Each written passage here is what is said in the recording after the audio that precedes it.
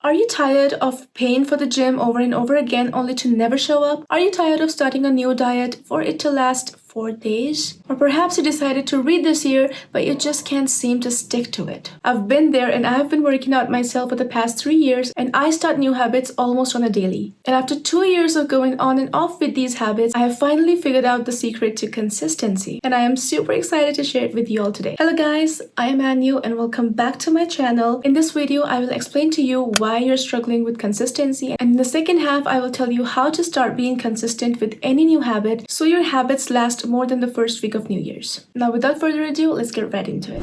Habits are something that you're starting that is so out of your comfort zone that your brain perceives it as a threat. So even if you're consistent for a little while, you will start to fall back on these habits and you will realize that you're feeling more fatigued, maybe you're getting sick, maybe you have these random headaches, stomach aches, whatever, but you're just not being consistent anymore. It's not your fault, it's just your brain trying to stop you from entering this unfamiliar territory. But now that you know that, you can start to ignore these voices in your head, because I can tell you with experience, once you show up, these pains, this exhaustion, all of it will just disappear almost instantly too. Another reason is that you're afraid of success. A new habit is already something that is out of your comfort zone, and to top it off, now if you're getting successful through these habits, now you're in a new environment, now you have to meet new people, now you have to do new things, you have to grow as a person. So your brain once again thinks that you're in danger or you're just not ready, and all of this is too overwhelming, and then you take a step back. If you're a perfectionist, you might be getting in your own way. You want to be the professional in the room on the very first day. If you're starting this new habit of drawing every single day, you quit on the first day because you're not as good as that kid on Instagram with 100,000 followers. If you're starting to work out, you get overwhelmed because all these people have abs and you don't. Next reason is unfamiliarity. Apart from your brain already trying to sabotage you, you yourself might have this conscious fear of trying new things, entering new environments. If you enter the gym but these equipments are so overwhelming that you don't show up the next day, or you make a video but you never post another one because the first one didn't get as many views as you wanted it to. This is also linked with the fear of failure. So before you even get into the habit, once you've only started the habit, you're already thinking about how it'll end up and what if you fail. That's none of your business right now. Another reason, negative self-talk. Before you even begin to start a habit, everyone that you meet, you just tell them,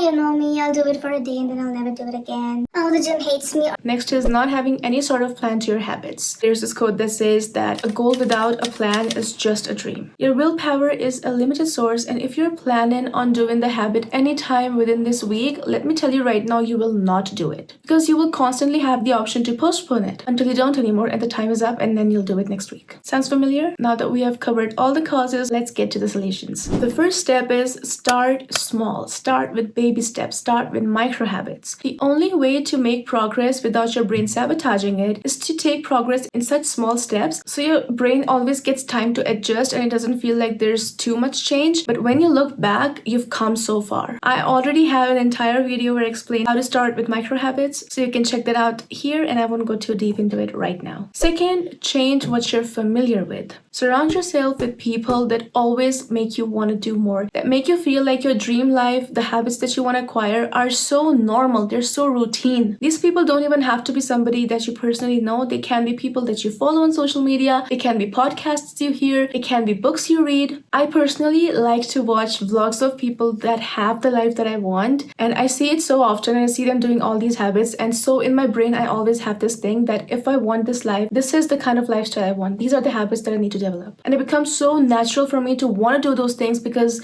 I'm constantly seeing people do it so easily. That now, this new lifestyle with these new habits, that seems like my only possibility. Next up, shadow work. Shadow work is very important for you to find out if you yourself are holding yourself back through your limiting beliefs. Now, if you don't know what shadow work is, it's basically some questions that you ask yourself that take you to your very deep core values and beliefs. I will leave some relevant shadow work prompts at the end of this video. Next, use systems. Now, I need to make an entire different video on this, so right now I will just brief you on what it is because it is so powerful. Ever since I set these systems, I just get ready for the gym. Like, I don't even think about it. The time hits when I usually go, and before I know it, my reflexes have got me already. Some days I I don't even want to do my skincare, but the second I look at my skincare, even if it's like 12 at night and I'm very tired, I will just do my skincare. It has become such a reflex because I've set these systems that make my brain want to do those things. These systems depend on triggers that you create and your initial discipline to the task. It also helps you get rid of any variables so you can get right on the task. So you have less to think about and more to do. So the way you set these systems is that you repeat a particular task in a particular way at a particular time every single day for a particular amount of time. Or you use an already existing habit to trigger a new habit. Your brain likes familiarity. So when you do one thing every single day at one particular time, it gets hard not to do it at that particular time every single day. Initially, you're not even trying to create a habit, you're just performing a certain task repetitively, and then your brain turns it into a habit that you just can't quit. On top of that, if you're starting a new habit, I would highly recommend that you do it in the mornings because, like I mentioned, willpower is a limited resource, and the more you use it throughout the day, the less you have by the evenings. And it's harder for you to force yourself to do something new. After the habit is formed, you can change the timings because it'll be much easier for you to push yourself, but initially it is a good habit to do the hard things first. Once again, I've explained how to set these systems in detailed way in this video, and I've also mentioned how to use it if your goal is fitness in this video. These systems is how I lost over 30 pounds.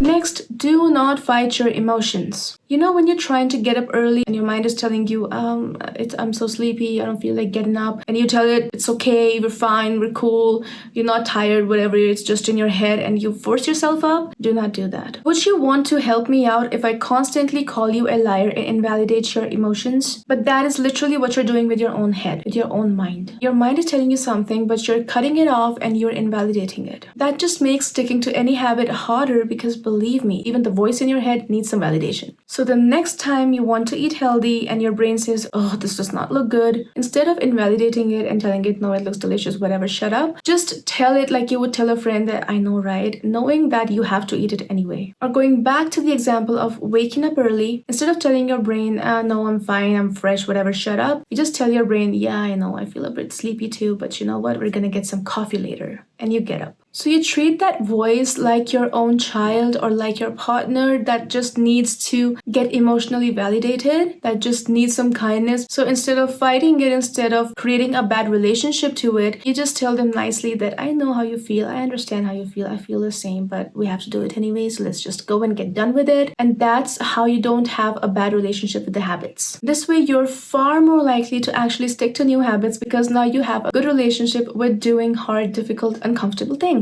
Next, be very, very aware of the stories that you tell yourself. Your brain will always make you function, will always make you behave in accordance with the beliefs that you hold within yourself, which are literally just the stories that you've been telling yourself. If you're always saying, oh man, waking up early makes me grumpy, I hate working out, only wannabes eat salads and healthy stuff, you are literally speaking your limitations into existence. You're creating those limitations when you judge others, when you use that negative self-talk. Instead, if you just chose to say, oh man, waking up early is a little hard for me, but yeah, it gives me so much energy. I always feel so great after working out. My skin looks so amazing. I love the energy boost that eating healthy gives me. Even if the tasks are equally uncomfortable to go through with, these stories make you want to do it anyway, and they make you feel like this is a good thing, not something bad, not something terrible. And this is different from my last point. I'm not asking you to lie to yourself about how you're feeling in the moment. You're just changing the expectation that you have after performing a particular task. So even if you wake up early and you are grumpy, instead of shutting yourself up, you're just telling yourself, yeah, I know I don't feel very good. But then you change the expectation, and instead of saying, I hate waking up early, you tell yourself, yeah, I don't feel so good right now, but you know what? After this workout, I'm gonna take a long hot shower that I usually don't get to take when I wake up at the last moment. And that makes all the difference. In the end, do not beat yourself up if you miss a task once or twice. Life happens and your energy levels aren't always the same. Sometimes the circumstances make things difficult, but continue to expect yourself to show up. If you miss one day, don't miss the next. If you miss a month, that is not an excuse to miss out the next day because now you've just quit. It is never pointless to show up. You show up when you can, and that is progress. That is consistency. Like I said, when you're being kind to yourself and not constantly beating yourself up and not quitting every time something happens, and you show yourself love despite it all, you are far more likely to get back to your habits because now you have a good relationship relationship with yourself. And it'll be easier for you to get back to your habits even in a slow or steady way, because you're not constantly putting so much pressure upon yourself that you keep the habits going in whatever way suits you and your mental health the best, but you show up. If you start hating on yourself, you'll literally run from those habits the second you slip up. That brings us to the end of this video. As always, here are some tasks for you. First, see this video and start one micro habit for this week. Second, use the shadow prompts. I will be leaving them in a minute. Or you can Google your own and figure out whatever fears or limiting beliefs might be holding you back,